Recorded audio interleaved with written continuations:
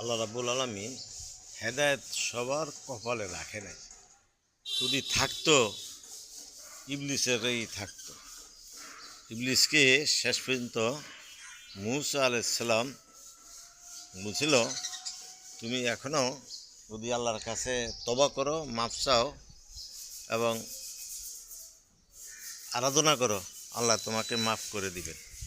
কিন্তু দুঃখ হইল সত্য, ইবলিস বলছিল আমি জীবিত অবস্থায় আদমের সেজদা করি নাই, এখন মৃত্যু অবস্থায় তার কবরের সেজদা, এটা তো হতেই পারে না। এখান থেকেই বোঝা যায় যে আসলে যার কপালে সিল মেরে দিছে আল্লাহ, সে কখনো হেদায়েত প্রাপ্ত হইবে না। কিন্তু আপনার আমার সব সময় হেদায়েতের মহতাজ হইতে হইব, আল্লাহর কাছে রোনাদারি করতে হইব। আর বিশেষ করে যারা নামাজ পড়ে না, মসজিদে আসে না, ওয়াজ নসিহত শোনে না, আর যারা শোনে তারা মানে না, ওই ভাইদের কাছে গিয়া আল্লাহর বদ্ধ কুদরতের কথা প্রকাশ করতে হবে।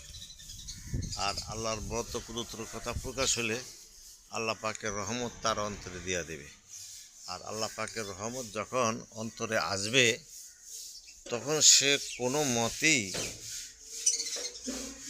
আল্লাহর হুকুম না মানিয়া পারবেই না। এই জন্য আমরা দাওয়াত দিই, সে মানুক আর না মানুক এটা তার ব্যাপার। কিন্তু আল্লাহ পাক আমাদেরকে দুনিয়াতে পাঠাইছে মানুষের মঙ্গলের জন্য, হেদায়েতের জন্য। আল্লাহ বলেন তোমার দাওয়াত তুমি দিতে থাকো, হেদায়েতের মালিক আমি। এই জন্য তোমাকে আখেরাতে বিরাট পুরস্কার দেওয়া হবে।